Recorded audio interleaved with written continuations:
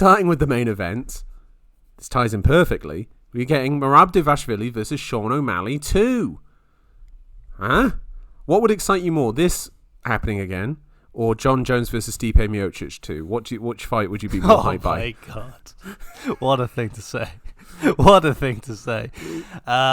This fight. Okay. There's some pushback. Right? There's plenty of pushback coming from us, but also from others, right? Yeah. And in hindsight, like bantamweight is typically quite fun. The fight was close-ish last time. I know there are people out there who actually scored it for Sean. Yeah.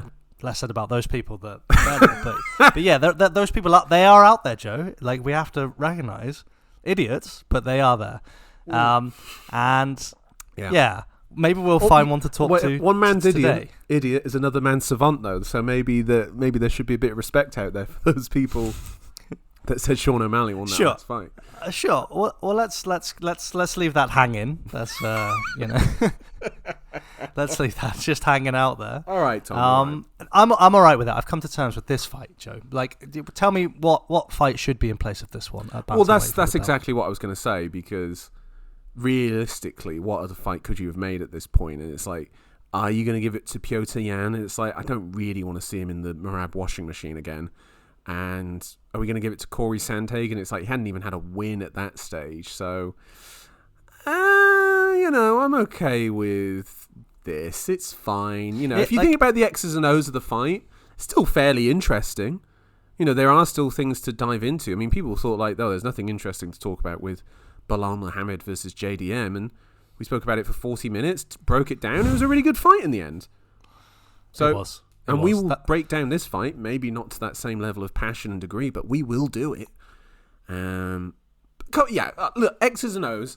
If I think about the mechanics of this fight, it is still interesting. Sean O'Malley as a person is in an interesting spot as well. I think that has to be discussed. Merab Dvalishvili is an interesting spot as well as a defending champion in the bantamweight division. Is there anyone else that could have faced Merab, do you think? Not for me. I'd have liked one win for Sean.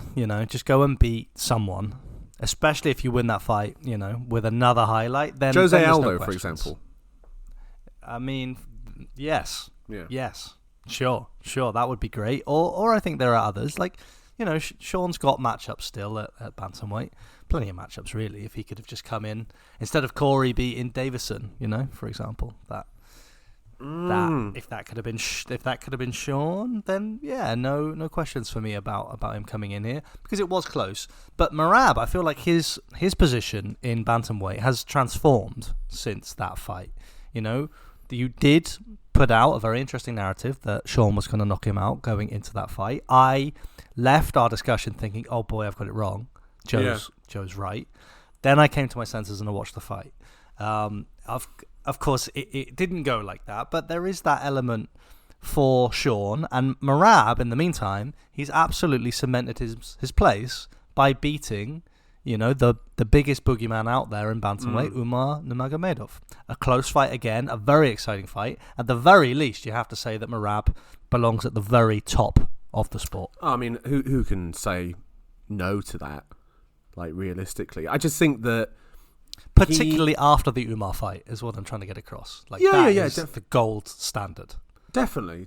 I think those two are two of the best going right now, undoubtedly.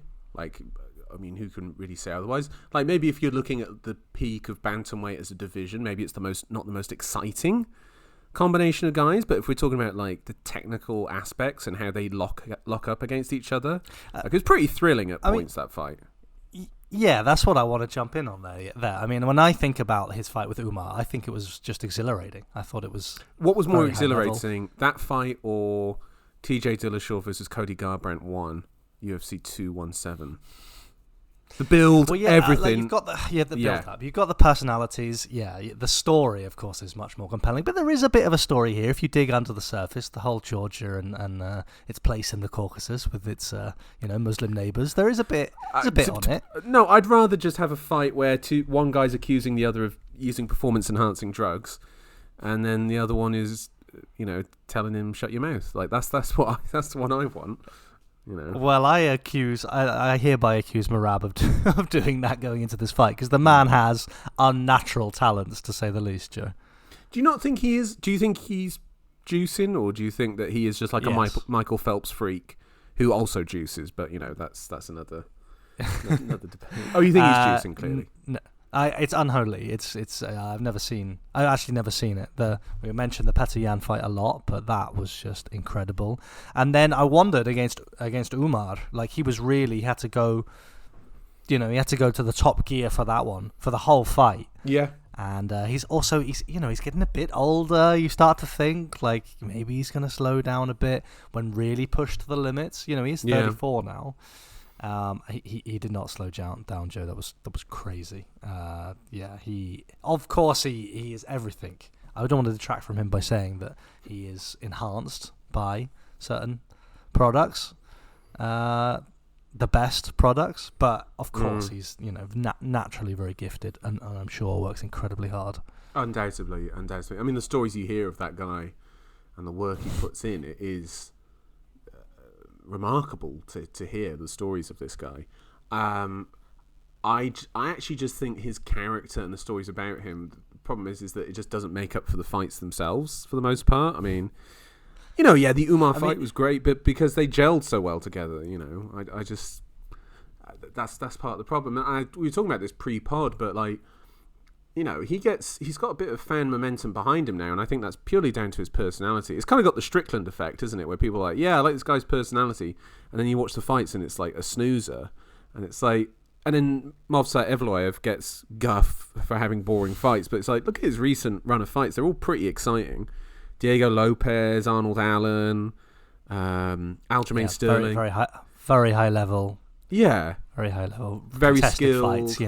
Yeah, like multi-dimensional as opposed to the one-dimensional, take down, let you up, press you against the cage, take you down, smother you, grind you, relentless Merab pressure. Yeah, and I think, as I said again pre-pod, is like if he just had Khabib like ground and pound or submission threat, where it's like either one, I don't need both, which Khabib had, or the wild clubbing overhand that Khabib would spam out there occasionally. the best where he's just like duck, head goes down, fist goes up. It's like brilliant. Absolutely brilliant. Yeah, he just doesn't have that. I mean, actually, I'm going to give Merab some credit in terms of on the feet, which is he's actually very tricky to keep track of. Got very jumpy footwork. He sort of feints and ducks everywhere. He doesn't have very good striking, obviously, and when he winds up, he really does. Like, takes a big leap, jabs, big right hand behind it. It's very rudimentary. It's very functional with what he does. But his defensive footwork, I actually think, is pretty impressive, and I think that's what it does stifle a lot of people as well when it comes to the striking. So he is impressive in that sort of game planning sense. It's just the other way, which I don't fully get on board with. It is impressive to see him take down Petr Yan 8,000 times in a fight, but again, it's like I need something else, man. It's just like, I don't know. No, I feel at this point like it's time for me to make a confession. Go on. Well, normally you would have me sharing in your thoughts and very sympathetic to your cause. I've been very critical of Merab in the past, but I'm having a slight change of heart. I am, and I am. Yeah. It's the Umar fight, and it's like that high level. I didn't think he could win that fight. I thought Umar was ahead of him in the first few rounds. I thought my impression was just, oh my god, Umar he's just too good. He's perfect, is what I was looking at that fight thinking. Like Umar is actually perfect in every aspect of the sport, but Merab found his way back into that fight. Now, okay, Umar might have had an injury. That's somewhat debated, right? Whether he had a broken hand or not. But nonetheless, Merab was able to kind of overcome him, by pure grit and determination. And you mentioned you don't like the showboating from Merab. That's an off. Yeah, I think, like in that fight, just because it was so unexpected that he could do that to Umar. Like it was really like, wow, like this guy has earned his moment here, and I've started to have a change of heart. I'm kind of excited to watch Merab fight. No, I dislike the showboating, just in the sense of like, I don't mind like a guy showboating when they're like absolutely dismantling. Like Anderson Silva was the king of that, to his detriment in the end against Weidman. But I mean, he did do that against Weidman semi out of frustration. No, it's just more the sense of like I'm watching the fight and people are responding to the showboating, but it's like it's not actually putting anything else out there. Do you know what I mean? Like particularly that fifth round where, Umar's going for takedowns, he's actually trying to strike, he's actually putting stuff out there, and then Merab would like maybe take him down, let him up, points. It's like that's not. This actually... is what I love. I like this, Joe. I like this aspect I don't of the mind sport. it either. It's more than just the paper numbers. It's also like the psychological battle. There was like he had overcome Umar. I agree those moments were not actually all that significant. He didn't do any damage. But you don't with score them. for that. And it's like, hold on, what am I going to give him for that round? And it's like, well, it's kind of touch and go. And it's like, well, I actually kind of feel like Umar did better in that fifth round. But can we be honest that we do score it like that? That we do? Like if you have a master, like a great grappler, like if you have Khabib and he shoots on Gaethje, and Gaethje just sprawls and shuts him down and puts the fight back on his terms. It's worth more than if Gaethje shoots on Khabib and Khabib, shuts him down and suddenly they're trading in the middle again. It's like if you're able to stop the opponent's game and impose your own, especially if they're known for that, then you do but that's naturally not how you when score you know it, the sport. So I'm saying for me, and I think for the majority of those out there, including those watching the Merab fight, well, you're wrong. Against Umar. Okay. Well, that's the sport, Joe. No, it's not the sport. It's not the sport. You have to give me something to score and to weigh up. And I just felt that with that fight in the fifth round, like I don't know. I just come on, Joe. It's about feelings, mate. It's about feelings. It's not vibe. It's not about silence. It is about vibe and feelings. That is the sport. It's about narrative and story. Not.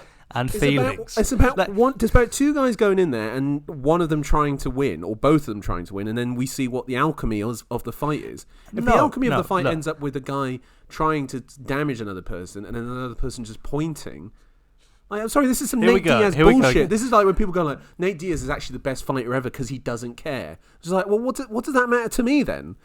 Like, I want to see people competing. Like, that's not of interest to me. What's the most memorable memorable moment of his fight with Leon Edwards? Who Nate Diaz. Come on, what's the first thing that comes to mind? The first thing that you think the of? excellent range, the actual excellent range work from Leon Edwards and the clinch work up against the fence for me. Nah, it's Leon dominating Nate, taking him to absolute school, and somehow getting a bit sloppy and getting caught with the 1-2.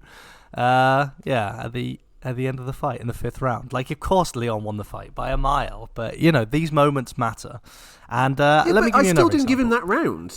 My plan, definitely not. No, Leon dominated it. My plan was not to launch into an argument with you, because we haven't even talked about you scoring the fight for Sean O'Malley the first time round. I thought we'd save the argument for that, Joe. Yeah. But here we are. All right, look, Dustin Poirier versus Islam Makhachev, right? Makhachev beat him quite comfortably. Yeah. He beat him quite comfortably. Okay. But it was an amazing fight. Why was it an amazing fight? Because Dustin surprised us in his ability to contest the fight in Islam's world. Right? That's why it was exciting. That's what made it like, wow. So you gave Dustin more credit for that than you would. That's just how it works. Yeah, but I still gave Makhachev 3 rounds to 1 going into the fifth. Like, that doesn't... Sure. Yeah, so he's still winning the fight. Like, I can go like, oh, Poirier's doing well. He's still losing. Like, that's... I'm saying it would take less for you to give him the round because of that.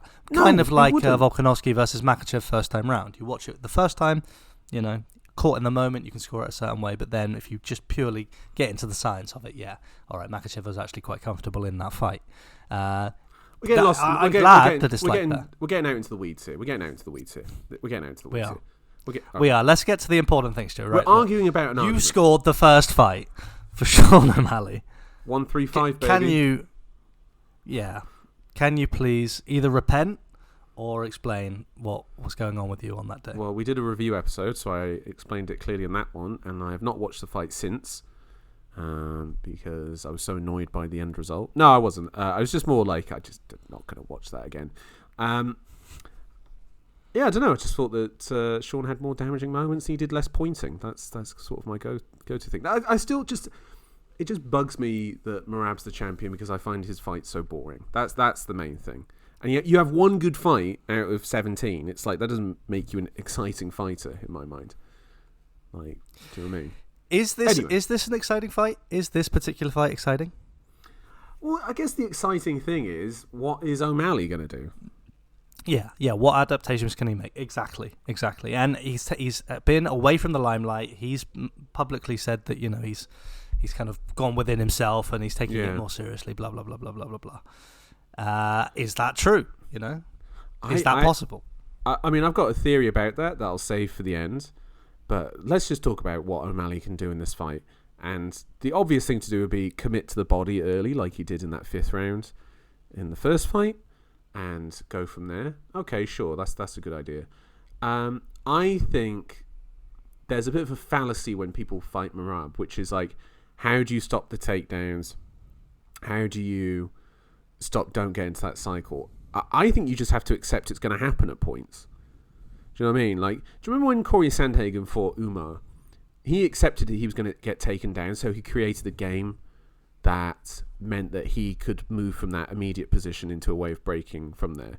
And in like the first 3 rounds, like Umar didn't really get a lot off, but because of Corey's approach, it meant that he stopped the takedowns for the most part, but he didn't get enough off, right? And I think that you get into your own head with that.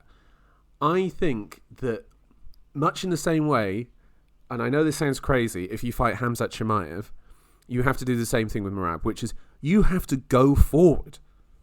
Mm-hmm. Like we talk about like when wrestlers come over to MMA and they start fighting, and you look at Bo Nickel and his credentials as a freestyle wrestler are unimpeachable. They're brilliant.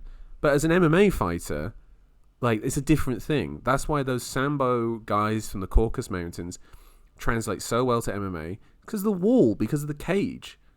Do you know what I mean? And if you're like, okay, this guy's going to put me up against the cage and he's going to take me down, all right, fine. But his striking is not that great.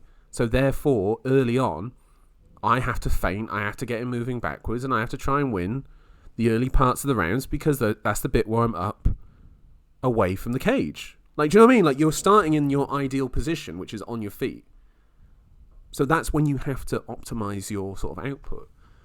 So I wonder if O'Malley's going to do that early. So just like walk me through. Walk me through how he does that. He has to feint the rear body kick. So let's say he's standing orthodox with his his rear leg going to the body. He has to use his jab hand to feint him to get him backwards, and then you have to take steps to make sure that Merab can't get off one angle to another, and you have to use body shots, I'd say, early on. I think that's the other thing for Merab as well, is that because his dimensions are, he's obviously a shorter guy than O'Malley, is that you have this like benefit of like the fact that you're able to target multiple parts where he can only really target one. Do you know what I mean? Like he's not really going to go for the body. He's not like a body puncher as Merab. He is going to be going up top to try and get your hands moving upwards. So I think that that's something you'd have to factor in as well. And I think O'Malley in a way has kind of got the perfect frame for this fight as well, to sort of like utilize those tools against Merab. Yeah, you have to use these stabbing motions, and if he comes in, stand your ground, don't back up, and engage with him in the fire in that sort of like center point, because as we know, we've seen it with Merab in the past, he's been clipped. Cejudo did it to him. Marlon Moraes almost took him out. Like he is hittable, is Merab. So I think that would be the approach, I'd have to say, and accept that you are going to get taken down. He is going to keep going, like Merab. I mean, Sean O'Malley had a very funny response to the question of like, how do you beat a guy like Merab? And he's like, well, I've got to win rounds 1, 2, and 3, and then probably 4 and 5 as well. So that was, funny response to it. And yeah, I that would be my thing, is like, accept that you are going to get taken down, and accept that the times when you are stood back up, which is at the beginning of each round, is probably when you're going to do your best work. Mm-hmm. and in the knowledge that you're quite safe if you do get taken down. Like, you're not going to have your Yeah. power and threat blunted. You know, O'Malley was still a big threat in the fifth, as we've noticed. Noted. So yeah, like, just okay. Like, this is going to happen. Don't fear it. Don't kind of cower back towards the cage and let him come onto you. Yeah. Just when you're up on your feet, you know, capitalize on your moments and fight on the front. And foot. also, when Merab's fucking around, just blast him with a kick to the body. Like, if he starts pointing and you just kick him, like, who looks better in that 2-second exchange? I mean, what about that element there? You know, obviously Merab has come across as quite volatile and, you know, reacting to coaches and reacting to, you know, the referee and everything like that. Do you think that's a way? Do you try to get at him with that? What do you mean? Like, O'Malley's coach yelling out instructions from Merab? Yeah. Yeah, just lean into it. Just why? Yeah, I would. You know? I would. Yeah, particularly at the start of rounds, just agitate the guy. I know that people think like, oh, you agitate him, he's going to go even harder and whatever else. Like, yeah, even harder into what? Not hurting me. Like, that's the thing. Like, these guys get out of the fights. Like, they are able to live another day. Like, again, Khabib is the perfect example of this because he was probably the most perfect grappler-focused fighter. Do you know what I mean? Like, and it was like, he'd get you in these positions where it's like, okay, where do you want to go? Do you want me to pound you out or do you want me to submit you? You choose. And that was the genius of the man. Like, Merab doesn't have that. Like, just, you know, get taken down, get back up. When you get back up into that position, try and, you know, fight into a body lock and try and fight your way out the corner. I know it sounds simple and stupid, but that is, you sometimes have to, sometimes you overthink these things, like in sports. You know, it happens all the time where guys like try and like outthink someone, and then really it could be something quite simple. I think I can ask you this question without you necessarily giving away your pick for the fight. Yeah. Is Sean's chance smaller than it was going into the first fight? Not really. Has anything really changed, you know, for the negative for Sean? I kind of think it's just the same fight again, but Sean's got that bit more information. Do you think there's something, you know, where he's talked about... I'll answer your question with a question. Do you think that there's something different about O'Malley talking about, I've stopped doing social media, I've stopped doing the podcast, I've stopped doing interviews, I've stopped smoking weed, all this stuff, right? And he's locking into this. And when you've seen him in interviews, he's very cold and blunt, where he's like, buy the pay-per-view, stream it illegally, I don't care. Like, this sort of thing. Do you think that that's an act, or do you think he's a little bit checked out, perhaps? I'm not sure. It takes the wind out of yourselves losing to Merab. It wasn't a big humbling. I'm really not sure. He's got to be desperate for this comeback arc. You know, he can't lose two fights to Merab and go on to have the career that he's was talking about and had envisioned. But then at the same time, he has kind of made it. Like, it would be like the fastest kind of Conor like collapse if he has already mentally checked out. You know, he's already made what, $5 million, something in that vicinity, maybe. I mean, I know that he had a popular podcast, or does have one, so probably ad money from that's pretty okay. Like, I don't know. I mean, it's an interesting point that some of these fighters are in, aren't they? Where, you know, did you see that video of Strickland talking about the money he's got at the moment, where he says he's got something like $4 million and he's hoping by the end of his career it'll be about 10. So I was like, okay, that's interesting. Corey Sandhagen, did you see how he made money recently? He revealed that he had an OnlyFans, and he posted one picture of his testicles, and he made $2 million from it. So, no way. Yeah. No way. You cannot be serious. Yeah, I'm serious. Every time things like this come out, I just can't believe them. But that one, I just cannot believe that. No way. Yeah. I think someone at OnlyFans approached him to set one up for like training stuff. Like, they wanted to like that's something that they've approached fighters with before. And I think he said something about a goof about like, oh, if I posted a picture of my balls, would people pay for it? And the response was so overwhelming. He's like, oh, fuck it, I'll do it then. So I believe that's what happened. So, and again, how much did you pay for the subscription? Look, mate, I had to explain it to Kirsten once. I'm not explaining it to you. All right, I'm not having this. I'm not going to. Hey, you support the man, Joe. Like we support Corey, so He's the best. thank you. He's the best. I love Corey Sandhagen. He's fantastic. And I'm a You bit did what you had peeved. to do. Yeah, of course. These guys, it's tough out there, bro. It's tough out there. But Sean O'Malley, yeah, I don't know. He feels like such a small factor of this fight. Like, there's a part of me that feels like the narrative is just like Merab has had his first defense, and now this is where his legacy is going to be set. Like, he is going to have his legacy-defining run with the title. Do you know what I mean? Like, you know how, like, I don't know, John, when he beat Shogun and then he had up to the first Cormier fight, it's kind of like his defining nugget of a run. And it's like, oh, is Merab going to have that? Like, I don't know. Like, that seems to be the consensus. And O'Malley just seems to be, like, his victim that's coming in for his second beating. Oh, I really like that for Sean, though. I really like that. I Yeah, think that's same. the best place. That's where he needs to be for this fight. Like, he is a live threat. He doesn't have to make many adaptations to win the fight. Like, you've said previously, it doesn't matter how the fight ends, but the fight, didn't end on great terms for Merab in the fifth. I like it for Sean if that is the case. No, I do think it's important how the fight ends when it's something like that. When it's, Colby Covington lying on top of Leon doing nothing, with the last vestiges of his career before he gets fed to my boy, New Mensa Buckley. Yeah. Leon just got a bit greedy, he just got a bit greedy in that fight. Yeah, I mean, what about Merab? Does he overlook Sean? Does he think like, oh, I've kind of got him figured out and actually the threat isn't that big? How does he go into this fight? Is that possible? No, I don't think so.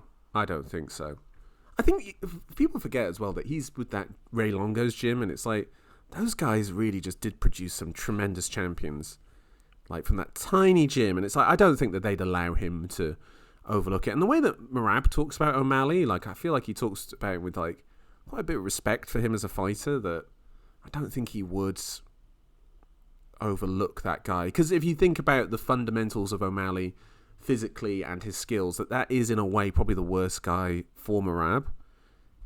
Do you know what I mean? So yeah, I don't know. I'm ready to hear your prediction, Joe. Should we? Well, there's not really much of an X's and O's of Merab's game for us to talk about, is there? So we know what it is. We know what he's about. Yeah. Well, I'm gonna, as I am the predictions champ, I'm gonna go by my mantra of don't back down, double down. Sean O'Malley by knockout for me. Let's do it. Woof. And the Sugar Show is reborn, changes the complexion of the division. Yeah, I think he probably loses his next fight then after that, O'Malley, but that's kind of where I'm thinking. Sorry, I'm having to readjust my camera right now. But yeah, go on. That's my pick. What about you? I know what you picked. Merab. I think Merab by decision. Yeah, it's the that's two what options. you do, Joe. It's the two options. Women's MMA, Merab Dvalishvili. The favourite by decision reigns true.